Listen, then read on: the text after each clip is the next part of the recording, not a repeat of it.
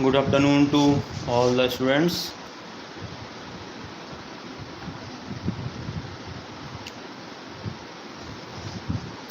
आवाज़ आ रही है सभी स्टूडेंट्स को?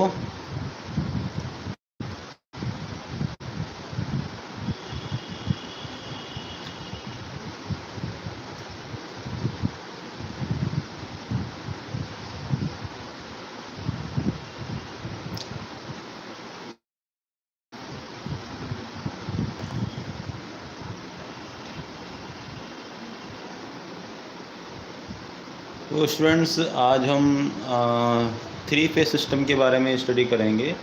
वैसे तो जो हमारा बेसिक इलेक्ट्रिकल इंजीनियरिंग सब्जेक्ट है उसमें हम मैक्सिमम चीज़ें स्टडी कर चुके हैं।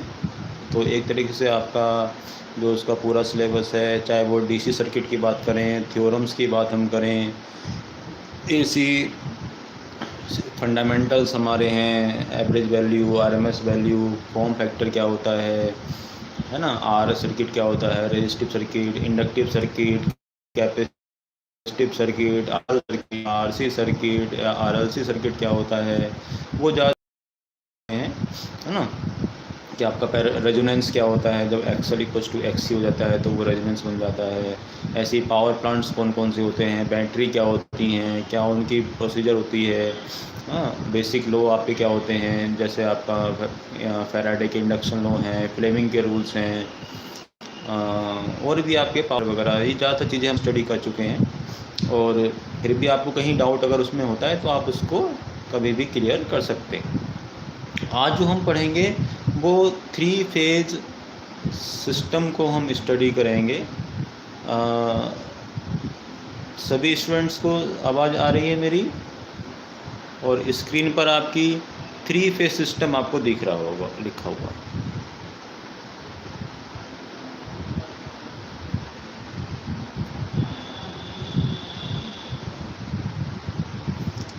ठीक है, तो बहुत ही इजी टॉपिक है। बस बच गया था थोड़ा टॉपिक, उसको पूरा कर लेते हैं। और अब जो हम लेक्चर्स लेंगे वो सारे के सारे अब हम ऑब्जेक्टिव्स के ही लेंगे। जो बेसिक ऑब्जेक्टिव्स आपके हैं ना, उनको हम स्टडी करेंगे। और जैसे पावर प्लांट्स के कौन कौन से ऑब्जेक्टिव हो सकते हैं, तो फेज लिखा आप अभी तक हमारे जो फेज होते हैं वो एक दूसरे से वो 120 डिग्री पर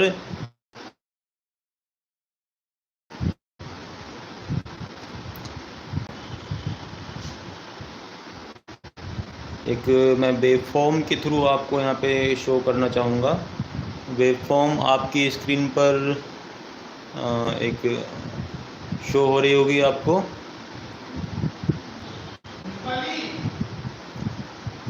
वेवफॉर्म सभी को क्लियर है? आपकी स्क्रीन पर आ रही है? वॉइस भी आपको मेरे ख्याल से अब सही आ रही होगी। कुछ कम्युनिकेशन एरर थी वो नेटवर्क की।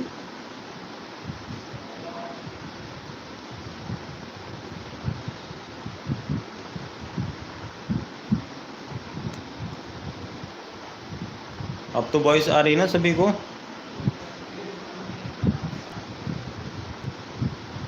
चलिए, तो 3 फेज वेव हमने कहा था। अभी तक हमने क्या किया था, जब हम साइन वेव को स्टडी कर रहे थे तो हमने ये जो फेज 1 है इसी को स्टडी कर रहे थे केवल।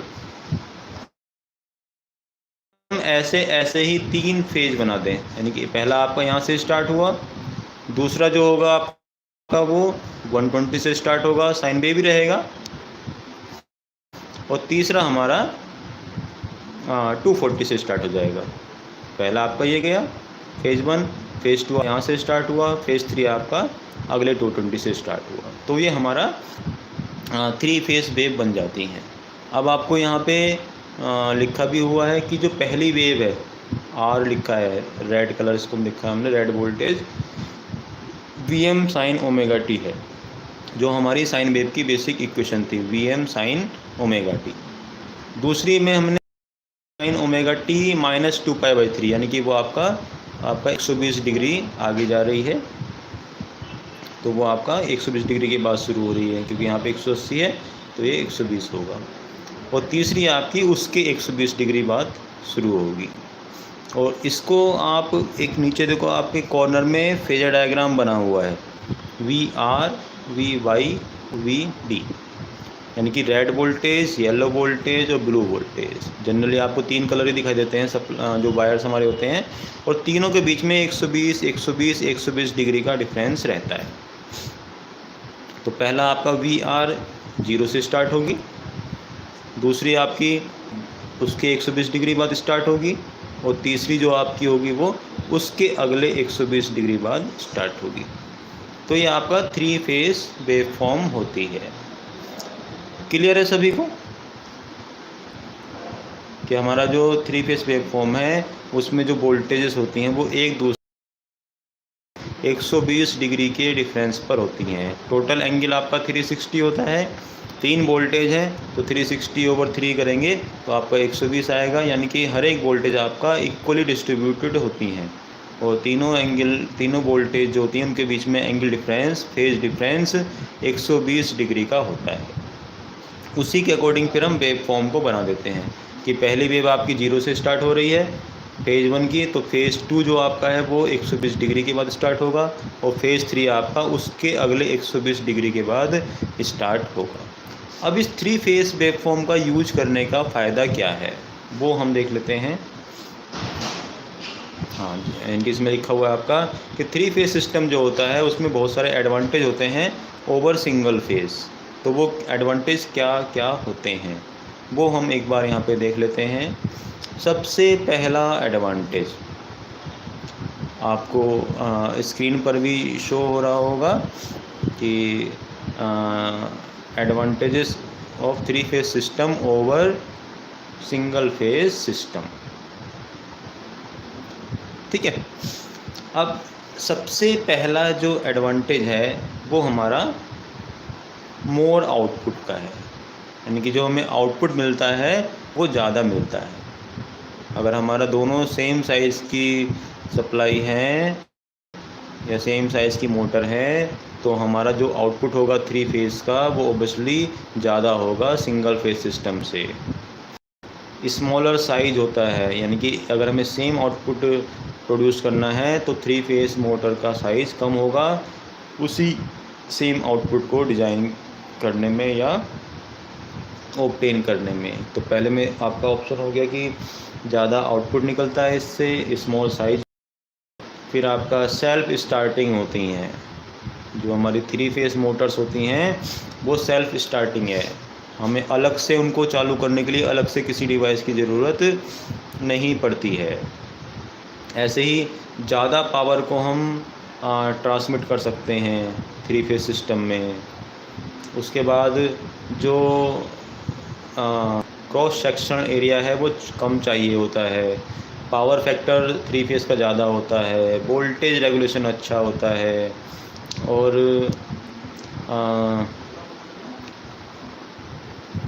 सम ऑफ पावर जो होती है वो हमेशा कांस्टेंट रहती है 3 फेज़ में, ज़्यादा रिलायबल होती है, भरोसेमंद होती है।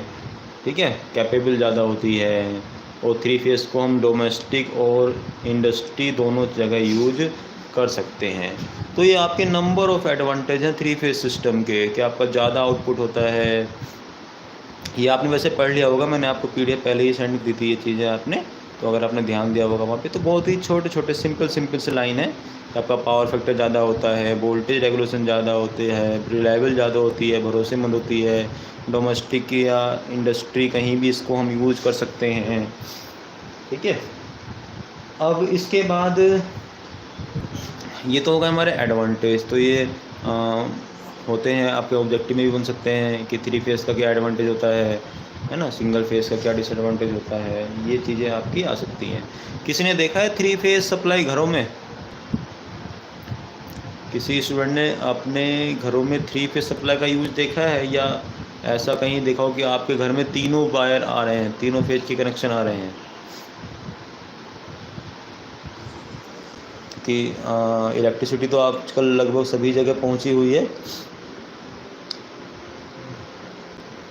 सबने देखा होगा 3 फेज़ सप्लाई जो है वो घरों तक जाती है। जो आपके खंबे होते हैं, पोल्स होते हैं, उन पे आपके कितने वायर रहते हैं?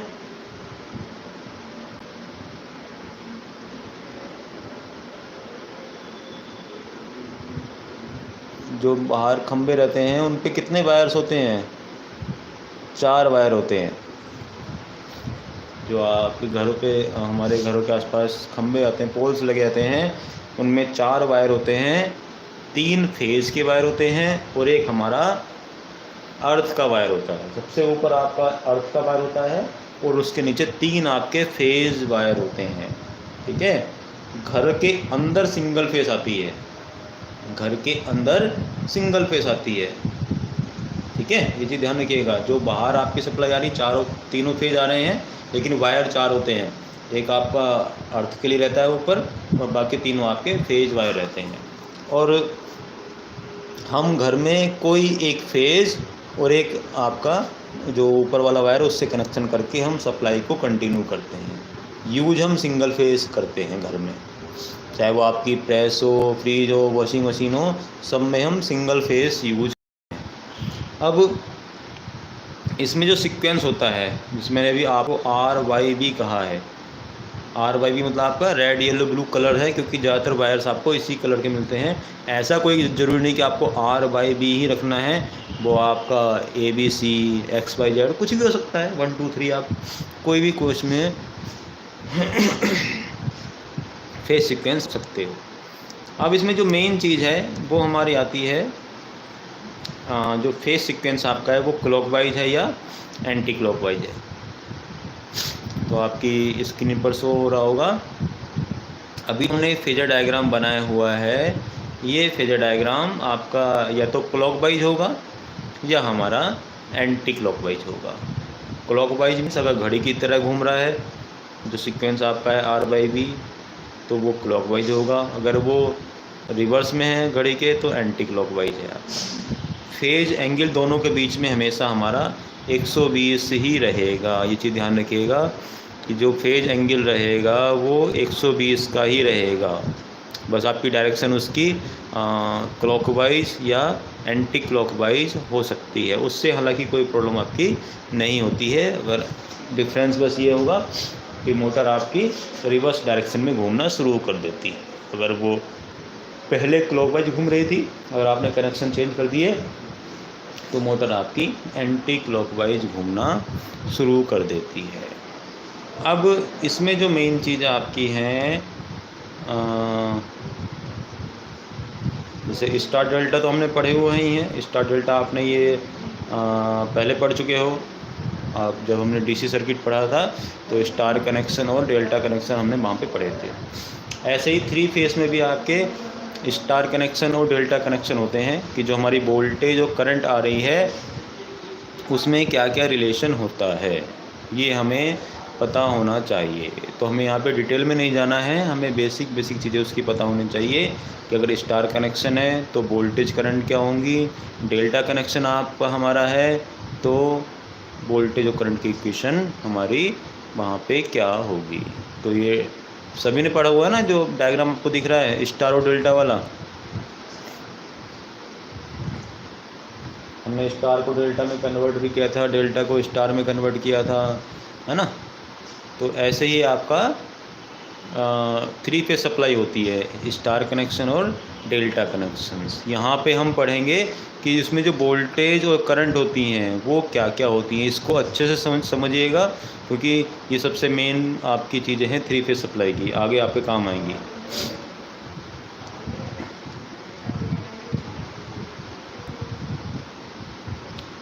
अब देखिए आपको स्टार कनेक्शन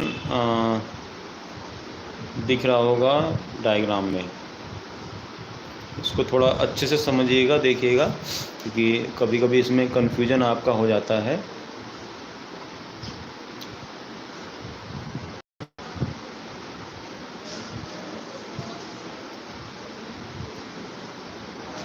इधर कुछ आपको शो हो रहा होगा कि फेज वोल्टेज लिखा हुआ है हमने, लाइन वोल्टेज लिखा हुआ है, फेज करंट लिखा हुआ है और लाइन करंट लिखा हुआ है।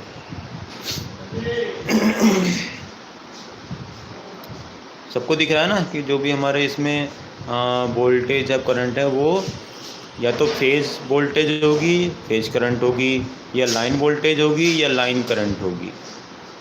ठीक है, ये चीज़ें हमें ध्यान देने वाली बातें हैं कि हमारे पास स्टार कनेक्शन है, ये एक आर आपका हो गया ऊपर वाला, फिर आपका दूसरा वाई हो गया और बीच वाला हमारा बी हो गया। अब अगर हम फेज वोल्टेज को फाइंड करना चाहते हैं, ठीक है, तो फेज वोल्टेज क्या होती है, अगर हम यहाँ पे एन पॉइंट लिखा है बीच में, ये होता है न्यूट्रल।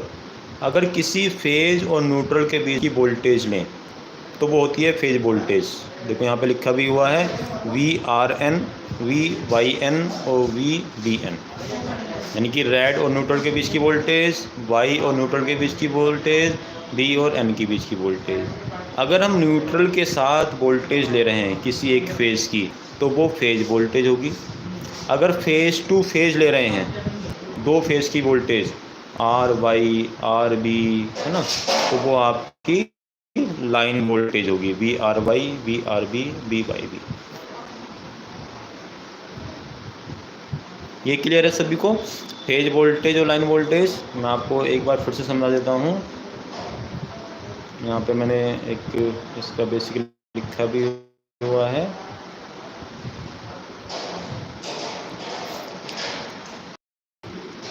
तो अगर हमारे पास दो फेज की बीच की वोल्टेज है तो वो लाइन वोल्टेज होती हैं। अगर एक फेज और एक न्यूट्रल की वोल्टेज है तो वो हमारी फेज वोल्टेज होती है। जैसे यहाँ पे लिखा हुआ है लाइन वोल्टेज आपकी VRY RB YB YR BR BY, obviously 6 हो सकती हैं क्योंकि आपका 3 फेज हैं तो उनके 6 कॉम्बिनेशन बन सकते हैं। एक का कनेक्शन 2 के साथ हो सकता है, R का Y से, R का B से, फिर Y का B से, Y का R से, फिर B का R से, B का Y से। तो टोटल 6 लाइन वोल्टेज हमारी हो सकती हैं और फेज वोल्टेज हमारे 3 ही होंगे क्योंकि तीनों का हम न्यूट्रल से VRN VYN BBN, ठीक है। तो ये हमें पता होना चाहिए लाइन वोल्टेज क्या होती है, फेज वोल्टेज क्या होती है। जैसे लाइन वोल्टेज होती है ऐसे ही लाइन करंट होती है और ऐसे ही आपका फेज करंट आ। क्लियर कि हमारा फेज और लाइन क्या होता है। अगर हम फेज की बात कर रहे हैं तो एक फेज और न्यूट्रल का कनेक्शन होगा। अगर हम लाइन की बात कर रहे हैं तो 2 फेज के बीच में कनेक्शन रहेगा, तब हमें न्यूट्रल से कोई मतलब नहीं है। और इसी के बेस पे हमारे अलग अलग फॉर्मूले निकलते हैं, वो आपको बताऊंगा कि पावर आपकी जैसे सिंगल फेस में तो हम लिख देते हैं कि VI cos phi होती है, लेकिन यहाँ पे आपका थोड़ा अलग रहेगा। अब जैसे पावर कंजप्शन की हम बात करते हैं, ये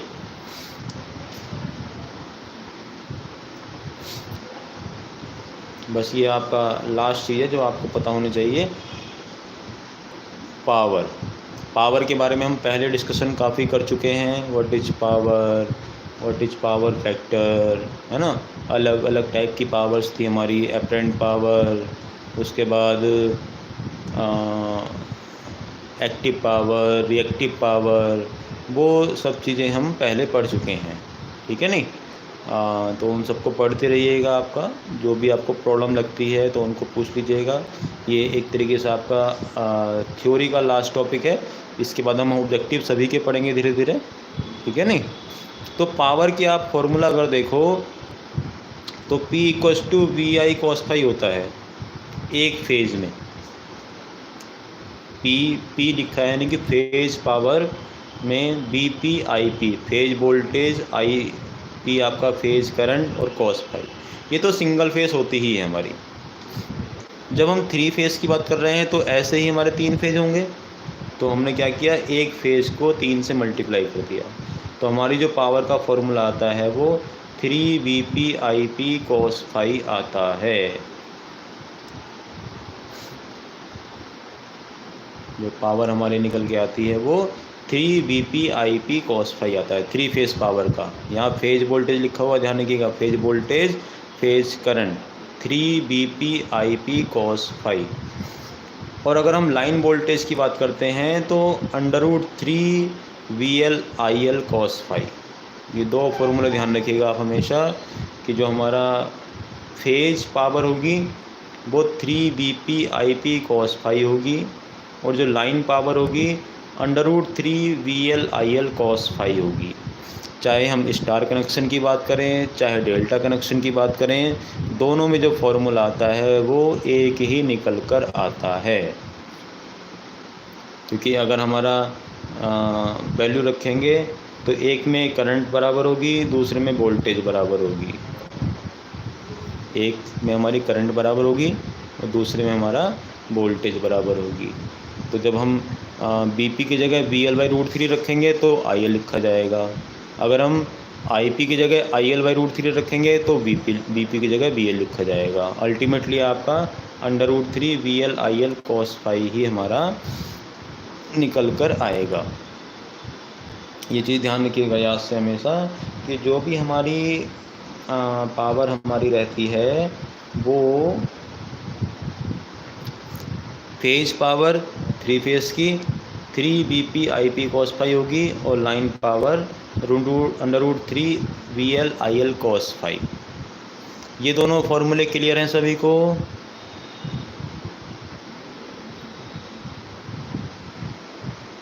फॉर्मूले सभी को क्लियर हैं कि जो फेज पावर होगी वो 3 BP IP cos phi होगी और लाइन पावर आपकी √3 VL cos phi होगी।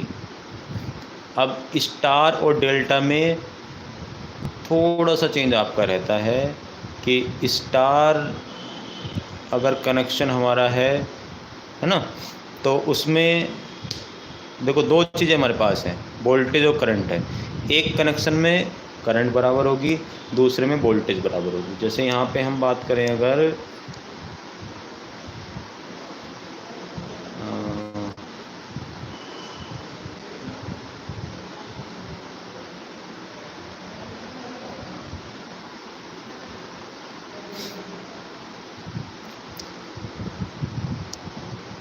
चलिए ऐसे ही मैं बता देता हूँ आपको, यही फॉर्मूला हम यूज करते हैं।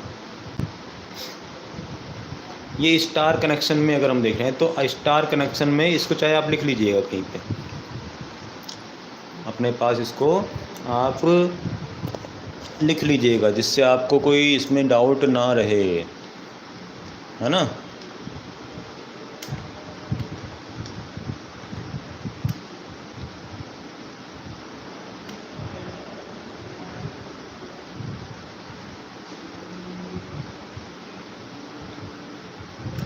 हमारे पास दो सिस्टम हैं, एक स्टार सिस्टम है, एक हमारा डेल्टा सिस्टम है ना। तो स्टार और डेल्टा हमारा दोनों के बीच में डिफरेंस क्या होता है? एक कॉमन चीज़ जो मैंने आपको बताई है वो आपको बताई है कि दोनों के केस में phase power 3 BP IP cos phi होगी और line power √3 VL cos phi होगी। इसमें कहीं से कहीं कोई आपको डाउट नहीं होना चाहिए, दोनों कनेक्शंस में पावर एक ही रहेगी, ठीक है। बट स्टार कनेक्शन में IP IL के बराबर होता है। स्टार कनेक्शन में IP IL के बराबर होता है, ये चीज़ ध्यान रखिएगा। इसलिए हमने यहाँ पे IP की जगह IL पुट किया है, ओके। दूसरा BP जो होता है वो VL/√3 होता है। BP जो होता है वो VL/√3 होता है, यानी कि phase voltage equals to line voltage upon √3, BP equals to VL/√3 आएगा। ये स्टार कनेक्शन की बात कर रहा हूँ मैं। जब हम डेल्टा कनेक्शन के लिए पढ़ते हैं सप्लाई तो इसका रिवर्स हो जाता है। डेल्टा कनेक्शन में क्या होगा, कोई स्टूडेंट लिख सकता है आंसर? डेल्टा कनेक्शन में लाइन वोल्टेज और फेज वोल्टेज के बीच में क्या रिलेशन होगा, और लाइन करंट और फेज करंट के बीच में क्या रिलेशन होगा?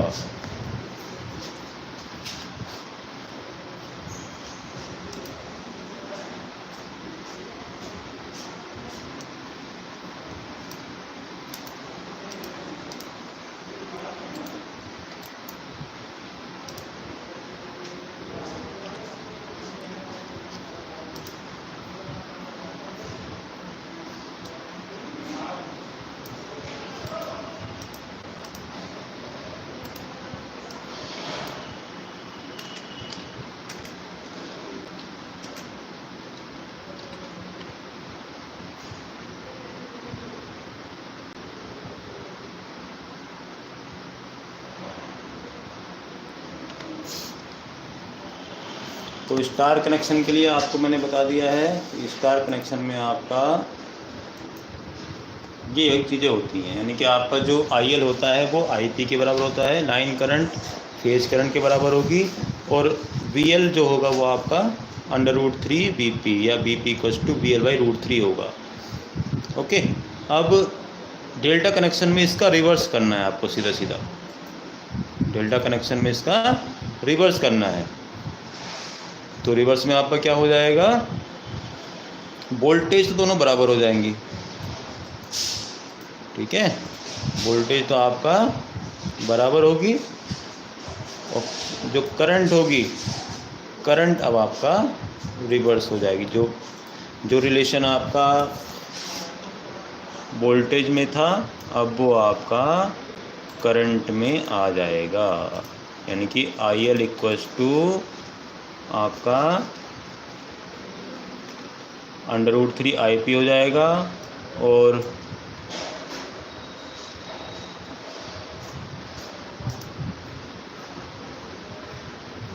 VL = BP आपका हो जाएगा।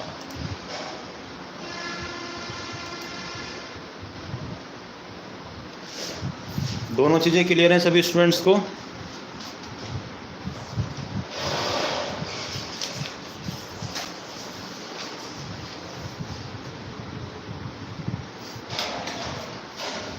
यानी कि जो हमारे स्टार और डेल्टा कनेक्शंस होते हैं उसमें हमारा ये दो चीज़ें हैं रहती हैं, ये आप नोट कर लीजिए। आपका बहुत क्वेश्चन बनते हैं इनसे, ऑब्जेक्टिव भी बनेंगे आपके, मैं आपको ऑब्जेक्टिव कराऊंगा तो उसमें हम पढ़ेंगे इन चीज़ों को, ठीक है। तो ये आपका था 3 फेज सिस्टम जिसमें हम स्टार और डेल्टा कनेक्शंस को स्टडी करते हैं, है ना। बाकी अब हम इसके जो ऑब्जेक्टिव्स हैं वो स्टडी क्या करेंगे, तो अपना अच्छे से पढ़िए, जो भी आपको टॉपिक लगता है, कुछ प्रॉब्लम आपको लग रही है उसको आप पूछिए अच्छे से, ठीक है। Okay, thank you everyone. अपना 3 फेज सिस्टम आप फिर से पढ़ लीजिएगा, जो भी आपको प्रॉब्लम कभी लगती है तो आप उसको कभी भी अपना डाउट क्लियर कर सकते हैं। Okay, thank you students.